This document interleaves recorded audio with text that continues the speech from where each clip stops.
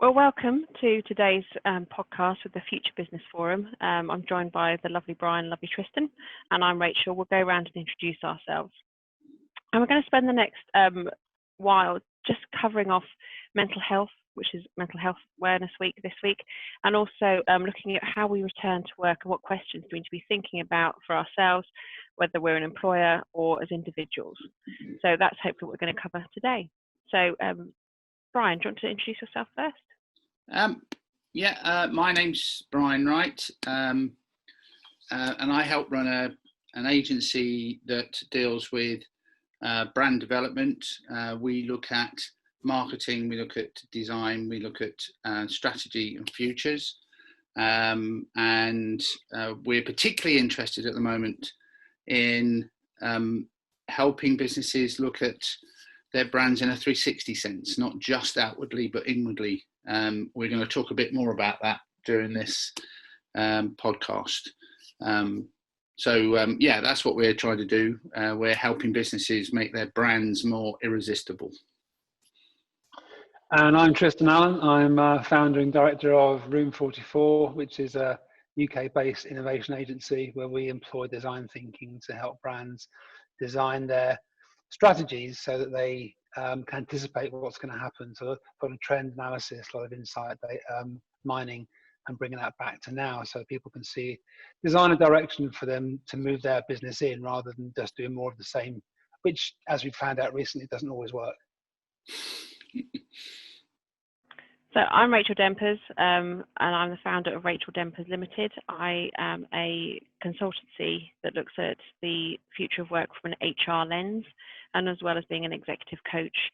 Since the COVID, the future of work has accelerated massively. So that's part of the conversation we're going to have today about what we need to think about and really start to get our heads around. So we'll just kick it off. So Brian or Tristan, what's top of mind for you that you want to just share today?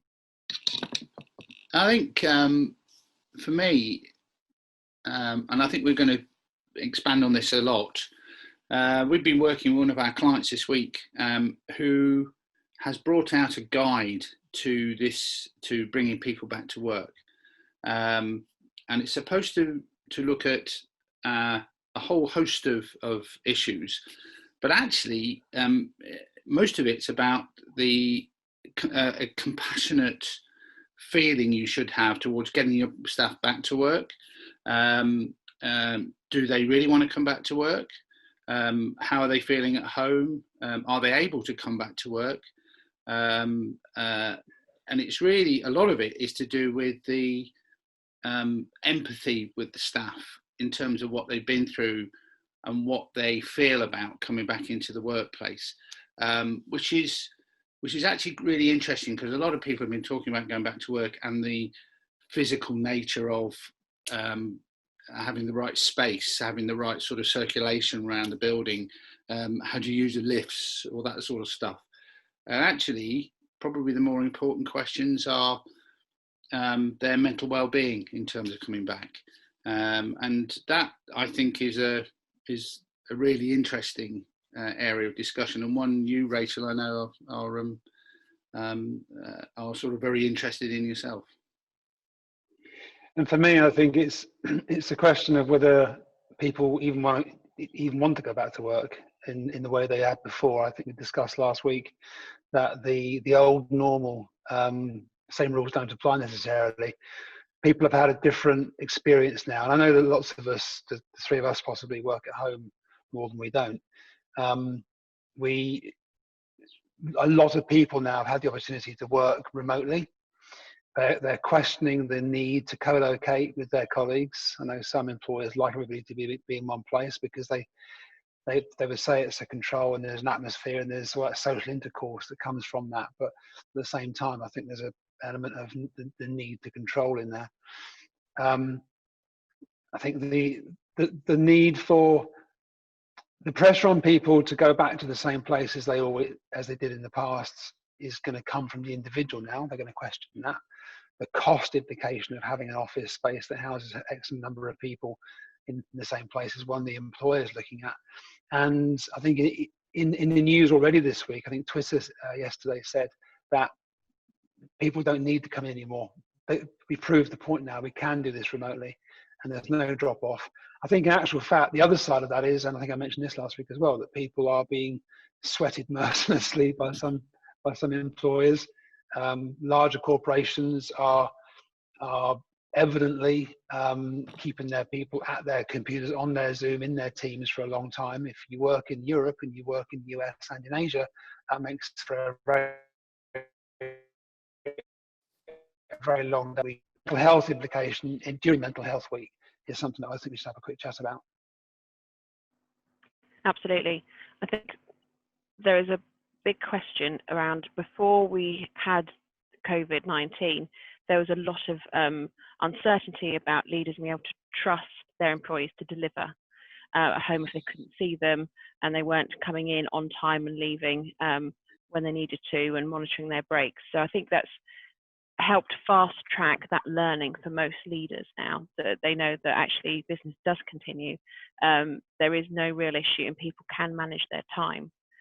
I think the mental health comes from, how do we, going forward, when you work together closely and collaborated closely with people face to face, how does that actually work moving forward when we might not be working next to somebody? It will be over Zoom, and it's not quite that connection that people look for. And for people who may have a challenging home life, in that they don't get everything that they need from home. So it could be they're in a dysfunctional relationship, or they live on their own and actually would like more interaction. I think that also will add to the mental health of people. And as leaders moving forward, I think that could be a topic for another conversation, which is, what leadership skills do we need going forward to help manage mental health and be aware of it and to ask the right questions. One of the interesting things that I've come across recently is the idea of weaning people off lockdown, where we know a couple of people who are bringing people back to work, or planning to bring people back to work, in stages. So week 1 is 1 day, week 2 is 2 days, week 3 is 3 days. So they're sort of gradually bringing them back to work, which I think, I know some people will probably just want to get straight back, want to dive straight back in again.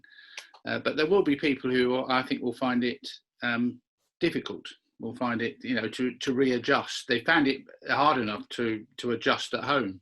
To suddenly throw them back in again is going to be really interesting. And actually, none of that will happen unless, particularly if you've got children, unless the children are able to be looked after, which is, again, going back to schools being open. So all this stuff you were talking about at the beginning, interesting, do they want to come back or can they come back? I think there's a huge amount of questions to answer to get people into the right state of mental state, and this mental awareness week, to get them right to go back to work.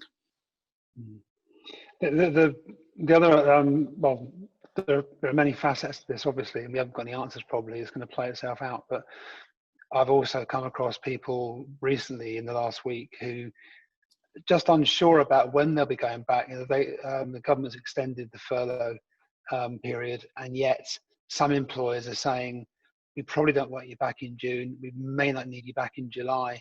And of course, for the individual, there's two sides to that. They're getting paid 80% of what they were earning before, so they may not be in desperate straits. They can tickle along on that, possibly not. But some people want to be off because they quite enjoy doing nothing or having their own time.